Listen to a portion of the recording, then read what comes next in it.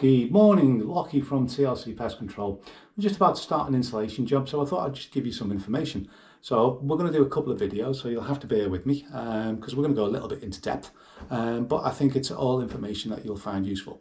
So first and foremost, your roof. So your roof is made up of certain parts. So the roof rafters themselves, now they're the ones that go up on a triangle like that. Now, generally these are 40 to 60 centimetres apart, depending on the building regulations in your area. Yeah, England, Scotland and Wales, some of them do vary. The actual building material that you're using, the design of the building itself, where you're located as well. So for example, if you're located up in Scotland where you're going to potentially get heavy downfalls of snow, the roof needs to be stronger, hence the joists will be closer. If you're near the coastline where you'll get high winds coming in, again, it needs to be different. So, but generally, they're anywhere between 40 and 60 centimetres. Now, as the roof rafters come down, they join onto the ceiling joist. Now, that's what's important to us. So the ceiling joists, again, the same as the rafters, will be 40 to 60 centimetres apart. And as you'll see from this little image here, that's a roof. So you'll see the rafters and you'll see the joists going apart. Now, if you've got the proper insulation in your loft, you will save money. So for example, if you've got a semi-detached house, you will save anywhere between £240 and £300. If it's a mid-terraced house, because obviously the volume roof space is smaller, you'll save anywhere between £180 and £240. A bungalow, you'll save anywhere between £330 and £440. Again, because it's a lot larger. Now, why does it matter when it comes to insulation? Well, there's several reasons. Now, first of all, as I said, building regulations.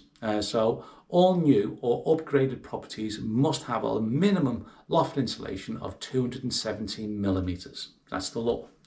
Landlord requirements. So if you're renting a property, you've got to have what they call an EPC, which is an Energy Performance Certificate. And you can see this is an image of an Energy Performance Certificate here.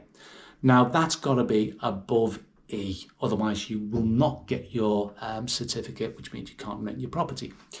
Now there's other ones as well. So for example, with selling the property, if you haven't got a good EPC, it could affect the sale.